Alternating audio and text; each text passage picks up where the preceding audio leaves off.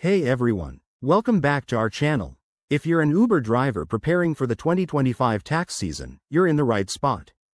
Today, I'm walking you through a complete, step-by-step guide on how to add your Uber earnings to Turbotax. This process is straightforward and will help you file your taxes accurately and efficiently. Let's dive in. First off, why bother? Uber counts as self-employment income, so reporting it correctly is crucial to avoid any IRS headaches. Start by gathering your documents. Log into your Uber driver account on their website or app, and download your tax summary, which includes your Form 1099-K if you earned over the threshold in 2024. That's what you'll be filing for in 2025. Next, fire up Turbotax. Whether you're using the online version or the desktop app, sign in to your account or create a new one if it's your first time. Once you're in, navigate to the Income section. Look for the option to add self-employment income.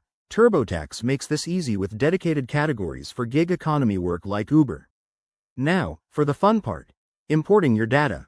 Turbotax often allows direct imports from services like Uber, so check if that's available.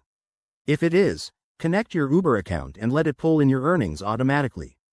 This minimizes errors and saves time. If importing isn't an option, manually enter the details from your 1099-K form, including total earnings and any adjustments.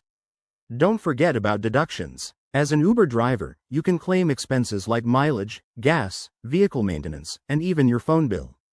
Turbotax has built-in tools to calculate these, so use them to maximize your refunds. Finally, review everything carefully. Go through your return, double-check for accuracy, and hit submit. And there you have it. Your Uber earnings are now seamlessly added to Turbotax. If you follow these steps, you'll be all set for the 2025 tax season. If you run into any issues, Turbotax's support is top-notch. Thanks for watching. Hit that like button if this helped. Subscribe for more tips, and I'll see you in the next video.